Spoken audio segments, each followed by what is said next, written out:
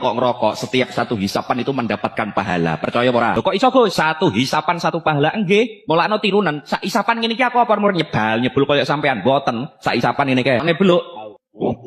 Ngono. Berarti dadine Allah. Benar nggak yang dia ucapkan ini? Apakah ngisap rokok itu berpahala? Saya akan jelaskan dalam 4 poin, lengkap dengan semua dalil dari Al-Quran dan juga penjelasan sains. Pertama, karena dia membinasakan. Dalilnya di surat Al-Baqarah ayat 195. Wala tulqu bi'aidikum ila tahlukah. Jangan kamu jerumuskan dengan tangan-tanganmu sendiri kepada kebinasaan. Fakta membuktikan. Pertama, ijma kesepakatan semua dokter bahwa rokok itu membahayakan. Nggak ada dokter yang membolehkan. Yang kedua, data dari WHO sendiri tahun 2025. Per tahun ada korban jiwa lebih dari 7 orang. Alasan kedua karena rokok termasuk khaba'ith. Dalil pengharamnya ada di surat Al-A'raf ayat 157. Wa yuharrimu 'alaihimul khaba'ith. Dan dia Allah mengharamkan segala jenis khabith. Rokok termasuk khabith yang buruk, berbahaya. Fakta berbicara, rokok mengandung 70 bahan kimia penyebab kanker. Dan ini bahkan nggak ada di hal-hal yang haram lainnya seperti babi, khomer. Bahkan jika dikonsumsi terus-menerus, rokok disebut lebih parah dibandingkan khomer dan babi. Yang ketiga, unsur tabdzir atau pemborosan.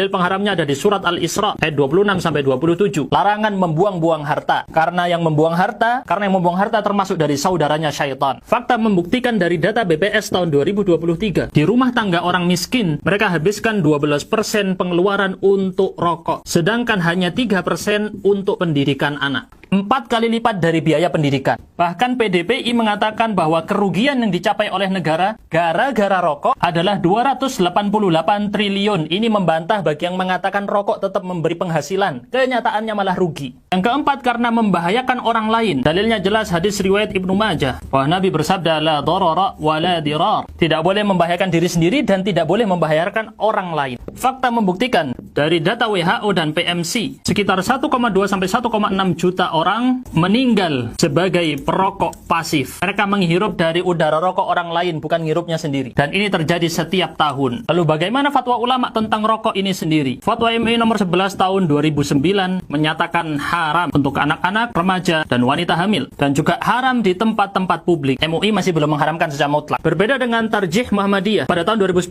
mereka mengharamkan rokok, dan pada tahun 2020 mereka mengharamkan vape. Bagaimana dengan lembaga fatwa di Arab sana? Lembaga fatwa Arab Saudi jelas mengharamkan. Begitu juga dengan lembaga fatwa dari Mesir, menyatakan haram juga. Termasuk negara-negara tetangga seperti Filipina, Singapura, Malaysia, dan banyak sekali negara lain semuanya mengharamkan. Yang perlu dicatat ada fatwa dari Al-Azhar yang jelas mengharamkan bukan hanya rokoknya saja, tapi juga bagi yang membeli, menjual, dan memproduksinya. Lalu dengan semua banjir data dan fakta ini, apakah masih mau dikatakan menghisap rokok itu berpahala? Coba dipikir ulang.